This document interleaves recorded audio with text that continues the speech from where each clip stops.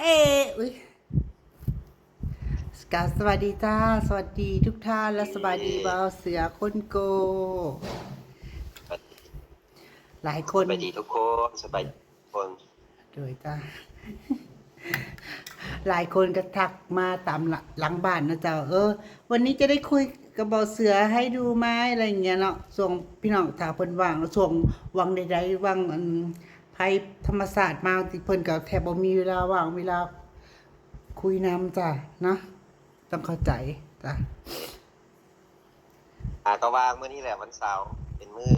วันหยุดแน่วันเสาร์วันอาทิตย์หยุดตอนเว้นอยู่เฮือนซักเครื่องซักของก็หาก็แล้วเงียนเฮือนเงียนซานอนามัยเฮือนซักเครื่องเป็นมื้อหยุดกะวันนี้จะ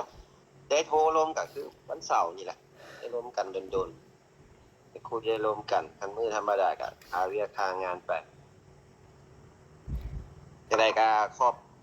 ใจ FC ทุกคนเด้อที่ส่งถามว่าเป็นห่วงว่าเป็นจังไดเฮือนบ่าวเสือเป็นจังไดอยู่จังไดกันตอนนี้ก็โอเคแล้วพี่น้องก็ปลอดภัยดีแล้วก็งงแล้วจะแปลงได้เรียบร้อยแล้วเนาะเอาเบิดทั้งเบิด80ปลายกว่าแผ่นเปิด87แผ่นแต่บ้านที่โดนนักๆก็คือบ้านยังก็ลืมเลยตามข่าวที่โดนนักๆแบบเหลือแต่โครงสร้างเลยนะแม่แต่อีต้นเขาส่งอีต้นให้แม่นเฮือนหลานซ้ายเบิดเลยอาคารเฮือนเบิดกระเบื้องเบิดเพดานเบิดหวานแนวเลย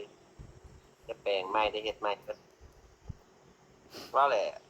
เป็นภัยธรรมชาติหลีกเลี่ยงบ่ได้แม่นผู้ใดก็ถูกเบิดคันอยู่ใกล้เคียงกับผู้ใดก็ถูกเบิดบ่ว่าแต่บ้านเฮาบ้านผู้ใดก็ถูกเบิดคือกันรวมรวมก็ห้วยกับน้อยซ้ำบักใหญ่อยู่นะจำกับปั่นเนาะเขาเก็บขึ้นมานะแม่นใหญ่อีหลีบางเฮือนก็จนบ่เหลือหยังเลยคือเฮือนหลานชายจนแบบไปเบิดถูกทั้งรถใหญ่ถูกหยังแบบเอาบ่ทันซั่นน่ะมันมาบัดเดียวดิคือว่าแหละ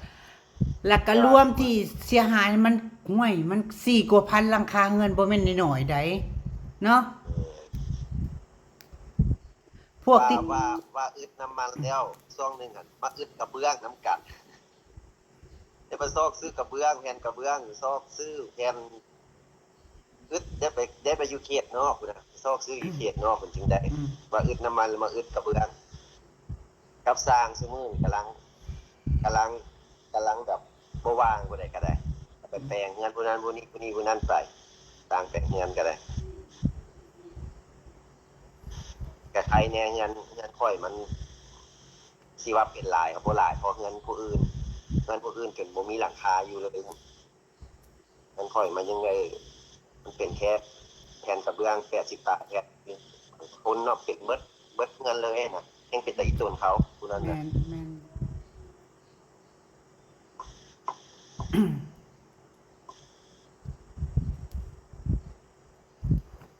พวกที่ไปซอยกันเนาะเงินเป็นจังได๋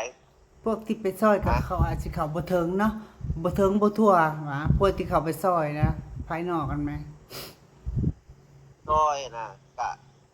ก็บอกเขาอยู่ว่าผ่านส่วนพวกหลายเขาจะอินเน้นฟูทั้งหลายบ่แม่มีแท้ๆจึงไปซอยแม่นพวกที่ว่าเขาเขาเดือดร้อนแท้ๆครับจึงแบบไปซอยเฮาไปซอยได้เฮามันยังพอแบบเบิ่งตัวเองได้ยังพอมีอาศัยทางอื่นได้ยังมีเวียกมีงานเฮ็ดอยู่แหละเฮาก็ต้องกุมตัวเองแล้วก็ของผู้เขาซอยอีหลีคือพวกเจนางพวกหยังมาเนี่ยเอาไปซอยพวกเงินทุกๆอย่างเงี้ยอีพวกที่ขาดเคินนั่นลีพวกเนาะเขาบ่แม่นเอาว่าไลฟ์ยายห้างมันตายยังไงก็ขอบคุณนะคะขอบคุณคุณพี่จอยด้วยจ้ะเด้อเนาะเพิ่นมื้อน่ะอำมราออกมานั่งเว้าเรื่องอุบัติเหตุเรื่องภัยธรรมชาตินี่แหละเกี่ยวกับนี่แหละพี่น้องมาเก็บตกเนี่ยแล้วเอ้ยเพิ่นก็ทักถามมาเนาะทักถามมาหลังบ้านอยากช่วยบ่าวเสือมันอืมมันมันเกิดอยู่แล้วกับมิตรว่าทุกคนก็ต้องยอมรับแหละมันได้เป็นไปละ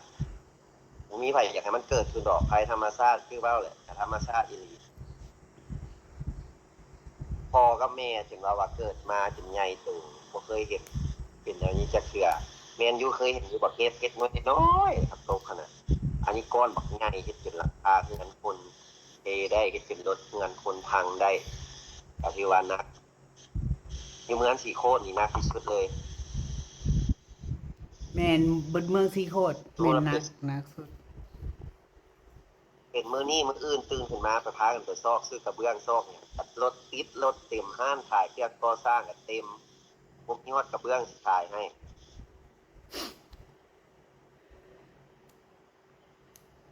อ่ะแป๊บมึงเน้นความบ่อยากงามพี่น้องเอ้ยหลายคนที่เขาไปเฮ็ดก็เปลี่ยนผีให้เป็นคนบาดโตเปลี่ยนคนให้เป็นผี โอ้ยจะเข้าเอายาหมูยาม้ายังมาฉีดให้ข่อยดอก นอนก็บ่หลับตี 3 ตี 4ยังบ่หลับพี่น้องผ่าขนาดลูกหลาน นี่ ยั แต่ ง ว่าวันจันทร์เขาเปิดเจ้ากับไอ้ให้เขาอ่อนจิกอัดตายออกเพราะว่าเจ้ามันแพ้แล้ว ขนาดลูกหลานเห็นชุมือเขายังว่า เอาไว้ ทำไมผอมจัง คือผอมแท้คือจอยแท้บ่จอยจังไดเขาน่ะอันบ่แม่นว่าบ่ได้กินข้าวกินน้ำบอกนอนบ่ค่อยหลับ พาไปโดนหลายอย่างมันสิ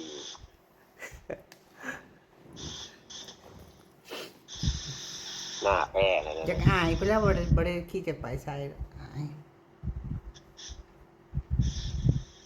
เขาเจ้าอาหารตากแดดตากหยังบัดแห้งไปนั่งพิงไผแต่ละมื้อแดดสิตายไปนั่งพิงไผ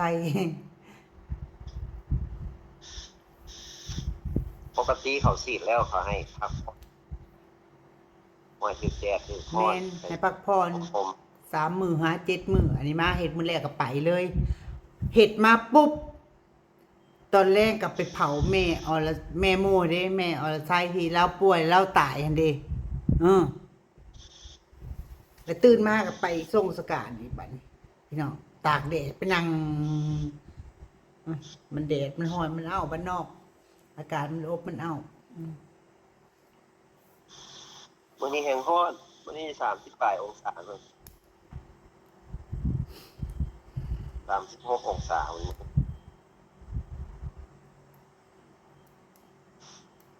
ฮ้อนหลายจนบ่อยากไปใส่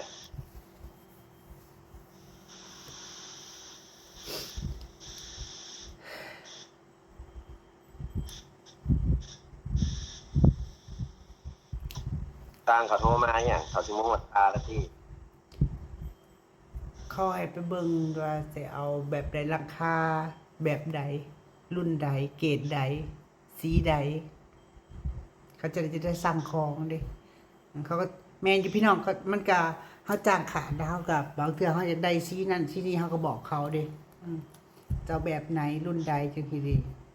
ก็เขาก็สิเลือกให้ในรุ่น แนะนำเขาก็สิแนะนำว่า รุ่นไหนดีบ่ดีโอเคบ่โอเคพี่น้อง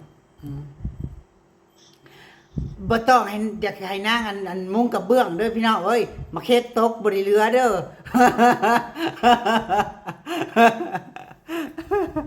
หลายคนก็แนะนำมุ้งกับเบื้องดีไหมอำมาลาพี่จะช่วยพี่แนนว่าโอ้ยบาดเห็นภัยธรรมศาสตร์มาแบบนี้บ้านบ่อเสือเห็นมันเปิดพี่น้องโอ้ยนางตกใจเพิ่นถ่ายรูปมาให้เบิ่งสังเกตเฮาเลี้ยวเข้าไปในเฮือนเนาะเพิ่นที่เพิ่นถ่ายออกมาก็โซนแต่โซนนอกเกิดออกมาข้างนอกแต่เลี้ยวเข้าไปมันก็เห็นเป็นข้างในแบบเปิกเลยเนาะเงินเจ้านั่นเปิกเลยถือว่ายังบ่น่ากลัวเงินผู้อื่นเนาะเงินผู้อื่นน่ะปาดโตเขาเจ้าจนนั่งไห้บ่มีหม้องอยู่แหมบ่มีหม้องอยู่ไผกระดับ2 มื้อแม่นบ่ข้าวน้ำก็บ่ได้กินพวกอินฟูทั้งหลายเขาก็ช่วยเป็นที่เขาปรับเขาไปถึงพี่น้องที่เขาไปถึงเขาบ่ได้มันบ่ได้เทื่อถึงดอกอย่างรัฐอย่างหลวงเพิ่นช่วยเพิ่นก็อาศิลาซ่าไปแน่แต่เพิ่นก็ช่วยก็ช่วยโดยทำปรับโดยประมาณนั่นแหละพี่น้อง เท่าไหร่รักคนที่ซอยกับสไตล์ผู้คนจังๆคนแบบเชื่อนั่นเย็กนะเห็นบอกคือเท้าวินก็กับผู้ดังๆที่เขากดแต่ว่าท่านหลวงท่านรัฐเรียกว่ามันกับโบได้สิมา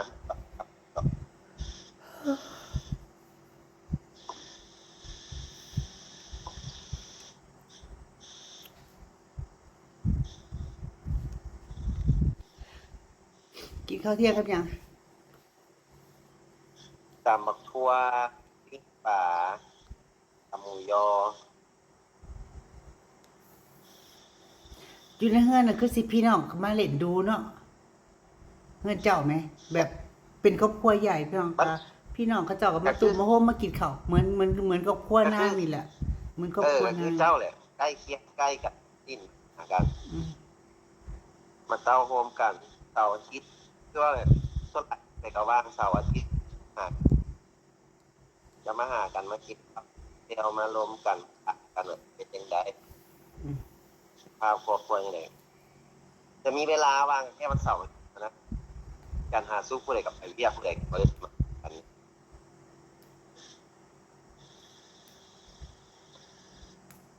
เจอกับสิอาการอืม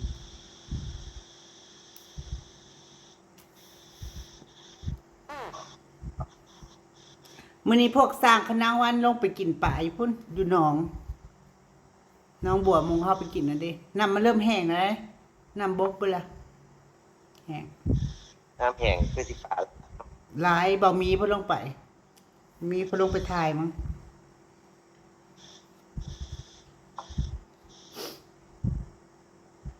มันห้อนหลายแล้วก็ไปผ่าหน้าแล้วก่อนอยู่หมองผมโฮมไปปกปิดหน้าจะปกเนี่ยมันคือแม่ไม่ไป โอ้ย ความห้อนแห้งเป็นแก้หน้าอะไรติด มันบ่มีหมองงามเลยแล้ว ต่อยพยายามก็ได้ ก็ยังดีนะฮะอ้าวแม่นพี่น้องเป็นเรื่องที่ดี ที่ดูแลตัวเองอ่ะ อืมเมื่อก่อนจ้ะ มันเป็นมาเนี่ยากแก้มันยากยาก อย่า แต่ว่าม อ แก้ งตาได้ไหมถ้าเธอไม่แคร์ก็นั่งเว้าเล่นกันนี่แหละพี่น้องถามสุขดิบเนี่ยจ้าก็อาจสิหลายคนก็สิอาจว่าหลายสาระบ่แม่นเด้อจ้าอันนี้คือการทักทายคุยกันหลายคนก็ทักถามมาหลังบ้านเป่าเสือไม่โทรมาเหรอ อยากเห็นอำมาลาคุยกับบ่าวเสือนั่นนี่นั่นหลายคนก็คิดฮอดบ่าวเสือนะจ๊ะพอเพิ่นก็สิว่าแล้วก็ สิว่าแล้วก็เพิ่นก็บ่ได้ถ่ายคลิปบ่ได้เห็นการเคลื่อนไหวเพิ่นน่ะนะมันก็เป็นเรื่องธรรมดาที่หลายคนจะถามหาเพิ่นเนาะเพอที่เพิ่นมาก็ค่อนข้างก็ใช้เวลาก็ถือว่าโดนก็จนหลายคนก็จนติดเนาะติดก็เป็นเรื่องที่จะต้องทำหา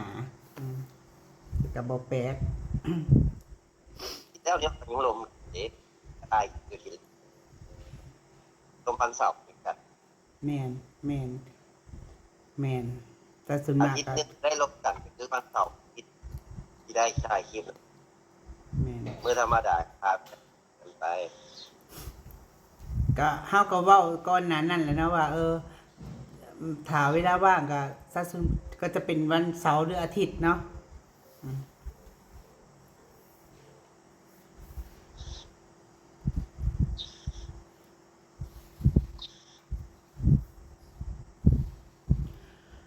ฮ้อนพี่น้องฮ้อน ห้อง อยู่เฮือนน่ะเปิดแอร์อยู่หรือบ่เด็กน้อยก็อยู่หันเต็มเลย ห้องไปแหละอย่างนั้นแหละ อืมเห็นญาติพี่น้องเพิ่นนั่งเต็มอยู่พี่น้องเด้อห้อนแม่ห้อนไม้ห้อนดึก เด้อ นั่งคุยกัน หลังที่เขาคุยกันมือที่มาเฮ็ดโต๊กนะฮะตอนประมาณ10:00 11:00ให้โทรเว้ากันอยู่เนาะหลังจากหันก็บ่ได้เว้ากันเลยแม่นหลังจากหันก็คือพายุมาแม่นบ่ช่วงบ่ายๆบ่บ่าย4บ่าย5บ่ ประมาณบ่ายสองบ่ายสาม อ๋อประมาณบ่าย2 3โมงมันก็ มันมาปฏิแบบ มาประเดี๋ยวปุ๊บๆแล้วก็แล้วอ๋อ แม่นจุดยานไฟกระดับมันมามืดคึ้มมาเป็นระยะแบบคือแบบตุลามีกับแม่นแบบมาแบบปุ๊บครึ่งชั่วโมงนึงแหละแต่มันเหตุการณ์มันมา ขนาดยายอยู่เฮือนยังว่าเกิดมากูก็บ่เคยพ้อบ่ เราเราคือสิญาติเนาะบ่ว่าผู้ใดแหละ ยะ แล้วพาเขาไปเบิ่งอยู่เงินหลานแล้วว่าเป็นนะกบไฟกับจนล้มเสาไฟล้มโค กไม้ก็ฮักหลายแล้วแนวอยู่แถวกับจันทวางบ้านใหม่เห็นนะตอนนั้นน่ะ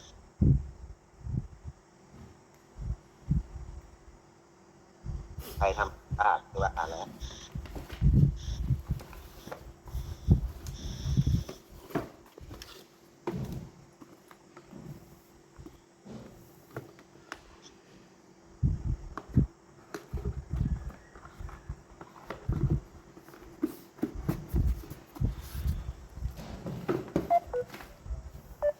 ข่อยว่าสัญญาณข่อยบ่ค่อยดีแน่นอนนี่นะ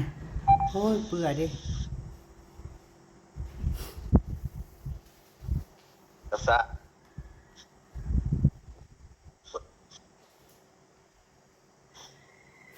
เออตายคนก็แนะนำให้พาไปหาหมอ เดี๋ยวเป็นรอวันจันทร์กับพี่น้องเบิ่นอันหมออาจสิหยุดอาจสิพักเนาะ เจ้ากาจะเฝ้าแตงกินอยู่กับฟืนกับไฟเถือเจ้าพยายามหลีกเลี่ยงหลีกเล่นแบบกับไฟเอาไปเก็บไปใกล้กับพอดลาหายเดี๋ยวมันแก้ตื่นอีก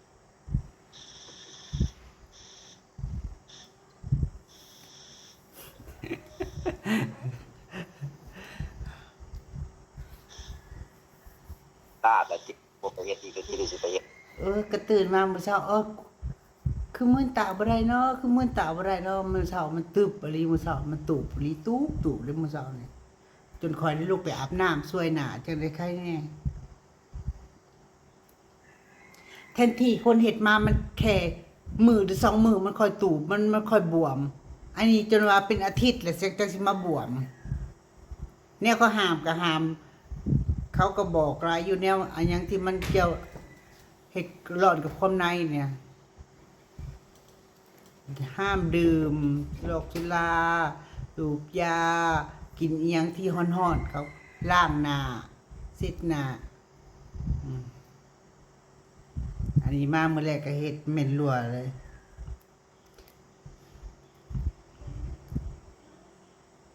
ไปหาหมอมื้อหน้าก็สิตัวหมอแล้วข้อยบ่ได้เฮ็ดหยังข้อยอยู่แต่เฮือน แต่มันหักเป็น ฮะก็สิบอกให้หาไปเตียนหมอแก้เบิ่งว่า อี เขา กสลายพ่อค่ะละ แม่นเขาก็ถามนางคำอยู่ เขาก็มียาสลายให้อยู่สลายออก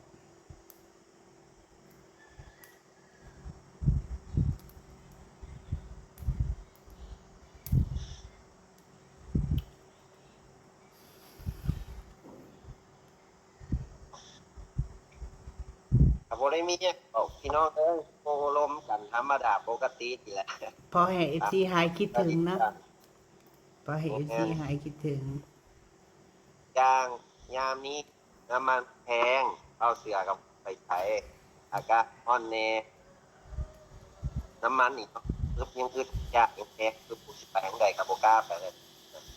ก็ได้อยู่ในเมืองไปเที่ยวกลับมาเฮือนไปเที่ยวกลับมาเฮือนบ่ได้อัปเดตไปทางไหนบ่ตรงเศรษฐกิจบ้านเมืองเฮาหมดละต้องก็ได้ อยู่ในเมืองนี่กลางคืนมาคือสิเงียบเนาะเส้นทางเนาะการสัญจร เงียบบ่ ร้าน คื อา ที่ หาร เก่ ก็คือสิเงียบ เงียบมันเข้ามากป้าแพงกับเนี่ยผมมีเงินสิไปเรียนไปเที่ยวคือเก่าได้ล่ะ แม่น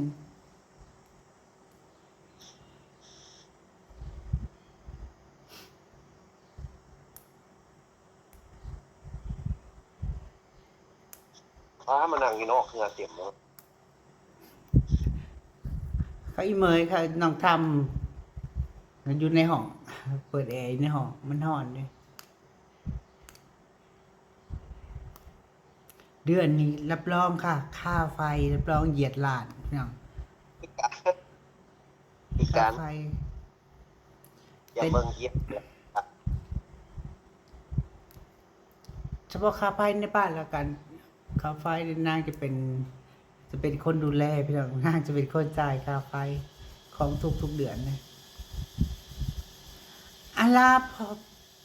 FC ก่อนเดี๋ยวข่อยสิไปเบิ่งสร้างนำเด้ เย่ยังไงขอบใจที่ ทุกคนเด้อที่คอยถามเอาเสือเป็นยังไงขึ้นมาเอาเสือเป็นอย่างนี้กับปลอดภัยแล้วกับแต่งการแล้วเบิดแล้วขอบใจทุกคนที่ทุกเป็นห่วงไงที่ยังคอยติดตามซัพพอร์ตมาลากระเป๋าเสือตลอดเวลาก็ดีใจเห็นสิตามกับปลื้มใจว่าอย่างน้อยก็ยังคนเป็นใหญ่ครับคนเบิ่งเอาแหละเบิ่งแกเอา เนาะอย่าง ขอบใจเยอะหลาย แมนจะได้ก็ขอขอบใจขอบมุกขอบใจขอบพระคุณนะคะ ถึงที่บริซอยเหลือทั้งการเงินก็ได้ อย่างหน่อยก็เบิ่งคลิปให้เฮาเนาะเป็นกำลังใจกำลังใจดีๆหนึ่งเดียวก็แมนพี่น้องหนึ่งเดียวก็คือกำลังใจพี่น้อง แล้ว ถ้าบ่มีกำลังใจทุกอย่างคือถอยดิพี่น้องถ้าหน้าคือกันสำหรับนางหรือว่า ถ้ากำลังใจหายคือแบบใจก็ค่อนข้างจะถอยบ่ใจบ่สู้อ่ะสำหรับคำนี้เดี๋ยวจ้าสวัสดีค่ะ สวัสดี